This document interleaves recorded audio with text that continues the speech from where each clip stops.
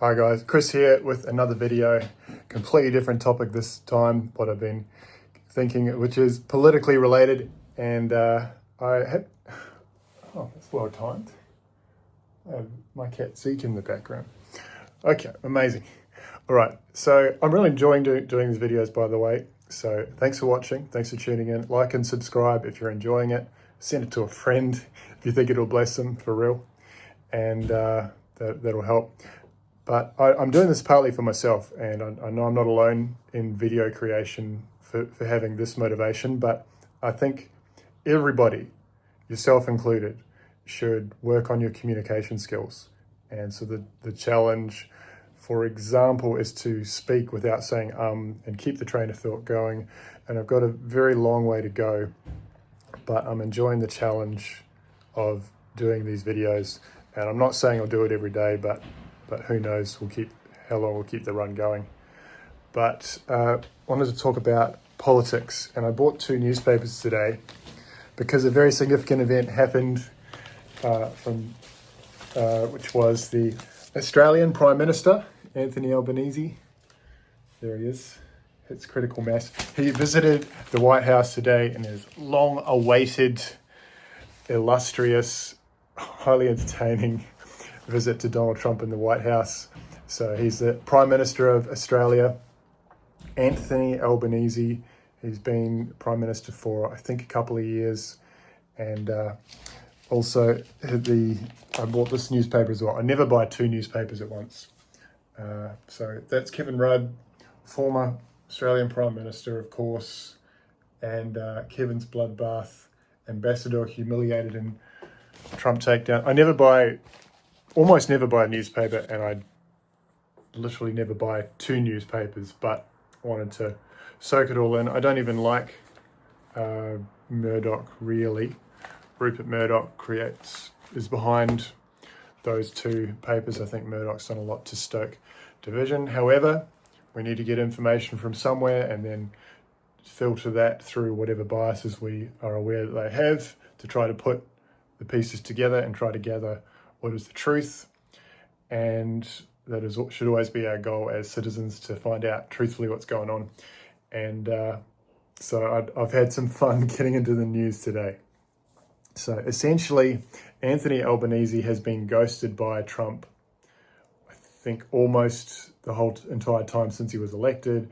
And he's even had people here in Australia openly criticising him about his ability to navigate the American-Australia relationship, which I believe is really important. Historically, it's been extremely important, and it remains so today. But he finally got his meeting, and I have to say it was hilarious. And you might have heard on the news that the ambassador to Australia was essentially humiliated, got a bit of a dressing down. So why is that? He made some past comments about Trump, and one thing that he said, it's actually in the paper, a list of his worst comments. This was in the Courier Mail on page 5. So right on Trump, he once said, "Donald Trump is a traitor to the West." And he also once said on X, "Trump is the most destructive president in history. He drags America and democracy through the mud." Okay. I don't think that's true, but all right. A lot of people think that. And he once said, he said a lot more, but Trump knows this. He's not an idiot. He knows that Australian ambassador is a former PM who has said some awful things. He once called him a village idiot as well, and that was in a video, 2021, I believe. And Trump knows this, and I loved watching the video. You should look. I'm not in a place yet, time-wise, where I'm going to piece videos together. I will get there though, but you should look it up. It's entertaining. Trump talks to Albanese and says, "Who's this? Who is he? Does he work for you?" And I don't know anything about him, clearly knowing who he is, but just in order to humiliate him. And then he said, "Oh, did he say bad things? Oh, no, don't tell me." And he says, maybe you'd like to apologise. Gives Kevin Rudd the floor. Kevin Rudd says, Kevin Rudd said, they were before I was in this position. Trump says, I don't like you either, and I probably never will. And then he turns straight to the media person just across from him, cuts Kevin Rudd off, and it's a hilarious moment, and it does indeed humiliate him, as indeed the Korea Mail has pointed out on the front page. So I think it's a power play by Trump, and it's certainly a way of him to get back on Kevin Rudd's comments, and at least previously held views are representative of many people, and it's a way for him to position himself above that and mock that view. And he's managed to do that while maintaining, it seems, a very positive relationship with Australia, which is indeed what is needed. I think yes, I'm in Australia right now. I'm a Kiwi, but I'm in Australia. But I think that's good for the world, particularly with how China's going. But I don't want to focus on that right now.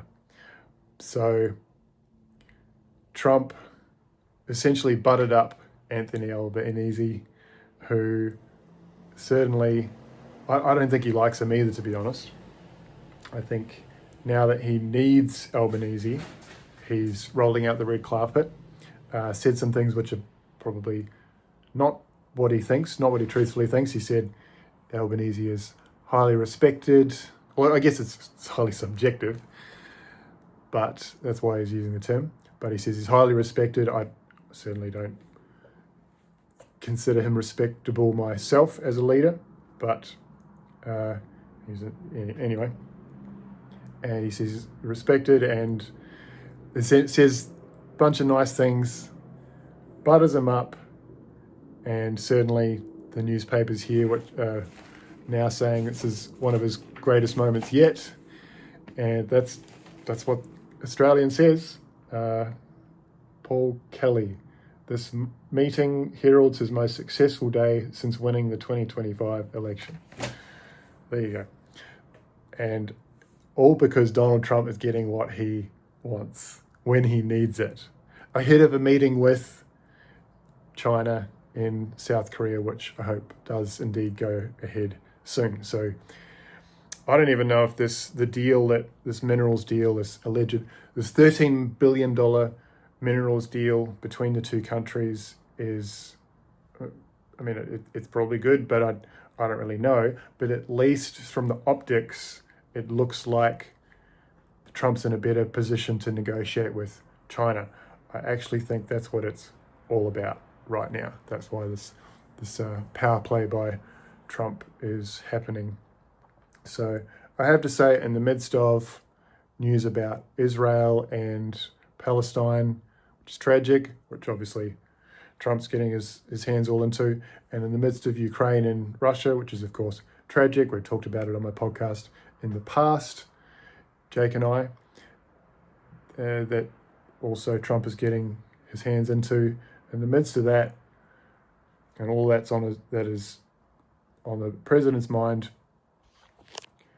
this is a nice little break from serious news like that.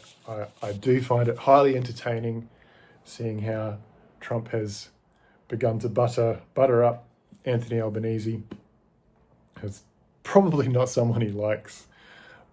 Let's be real. But Trump is very good at building bridges and getting what he wants, and that is what it is, love it or hate it. So that's right, there was my other thought. My prediction is between Kevin Rudd and the president. I did read the reports were reportedly news.com.au. There were eyewitness reports that said Kevin Rudd made a beeline for him, and Trump was very friendly with him and said along the lines of things can be forgiven, and that sounds believable to me. Definitely believable, as much as Trump made sure that he humiliated Kevin Rudd. I can see them actually getting along as much as they need to. So president will generally relate with the top dogs, but as much as he needs to see the Australian ambassador, I think they'll get along.